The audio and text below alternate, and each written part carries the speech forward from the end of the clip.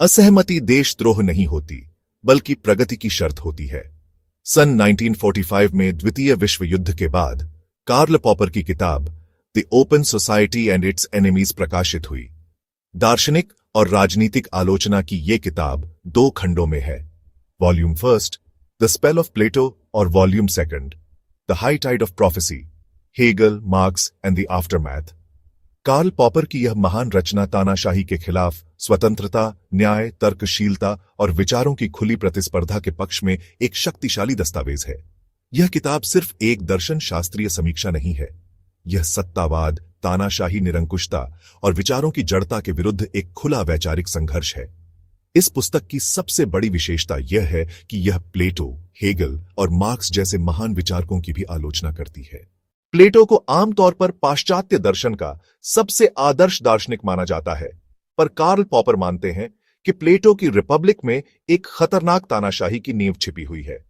प्लेटो का philosopher king या दार्शनिक राजा का आदर्श उनके अनुसार व्यक्तिगत स्वतंत्रता को दबाने, नागरिकता को सीमित करने, दास्ता बनाए रखने और सामाजिक संरचना को स्थिर करने की चेष्टा है। कार्ल पॉपर प्लेटो पर यह आरोप लगाते हैं कि उन्होंने क्रांति विरोधी विचार को बढ़ावा दिया, कुलीन तंत्र और नस्लीय वर्गीकरण का समर्थन किया। हेगल और मार्क्स को कार्ल पॉपर ऐतिहासिक नियतिवाद, हिस्टोरिसिज्म के समर्थक विचारक मानते हैं। यानी वे यह मानते थे कि इतिहास एक निश्चित दिशा में, एक निश्चित नियति की ओर अग्रसर होता है और समाज को एक अंतिम, पूर्व निर्धारित उद्देश्य तक ले जाना है, और यही इसकी नियति है। कार्ल पॉपर मार्क्स का सम्मान करते हैं, पर उन्हें आलोचना से नहीं बचाते। वह मानते हैं कि मार्क्स की विचारधारा ने कम्युनिस्ट अधिनायकवाद को जन्म दिया, जहां विचारों की स्वतंत्रता को दबा दिया गया है।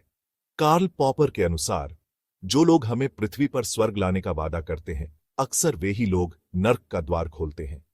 इसलिए किसी पर विश्वास करने से उनसे पहले तर्कपूर्ण सवाल पूछें। कार्ल पॉपर कहते हैं कि एक सभ्य समाज वह होता है जहां विचारों की स्वतंत्रता हो, सरकार आलोचना के प्रति उत्तरदायी हो। कोई भी विचार, कोई भी सिद्धांत अंतिम नहीं होता। हर चीज परीक्षण और आलोचना के लिए खुली होनी चाहिए।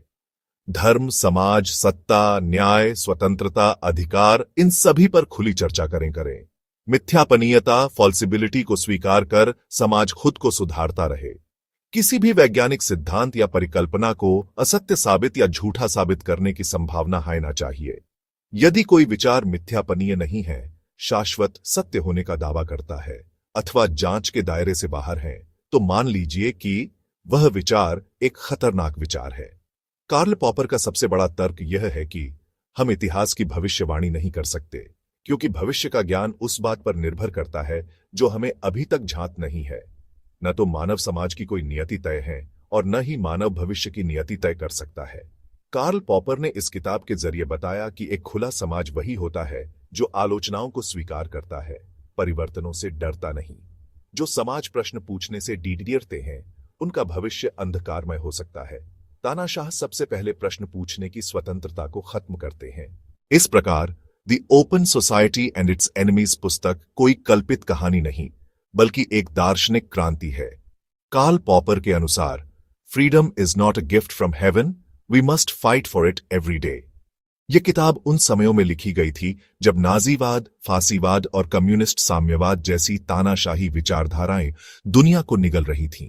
प्रसिद्ध दानदाता और उदारवादी अमेरिकी विचारक जॉर्ज सोरोस ने कार्ल पॉपर की इस किताब से प्रेरित होकर ओपन सोसाइटी फाउंडेशंस की स्थापना की। यद्यपि इन पर भी दूसरे देशों की सरकारों को एनजीओ के माध्यम से प्रभावित करने के आरोप लगते रहे हैं और आतंकवाद पर इनकी कोई स्पष्ट नीति नहीं है। आइज़ाया बेर्लिन, हैना आरेंट, अमार्त्या सेन और वाक्लाव हावेल जैसे आधुनिक विचारकों ने कार्ल पॉपर के खुले समाज के विचार को और आगे बढ़ाया। इस प्रकार कार्ल पॉपर ने यह स्थापित किया कि असहमति देशद्रोह नहीं होती, बल्कि प्रगति की शर्त होती है।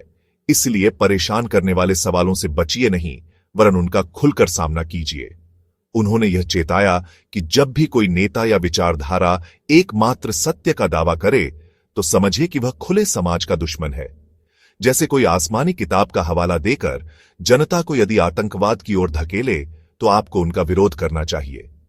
इस प्रकार कार्ल पॉपर की पुस्तक the open society and its enemies 20वीं सदी की सबसे साहसी, सबसे बौद्धिक रूप से ईमानदार और सबसे लोकतांत्रिक पुस्तकों में से एक है।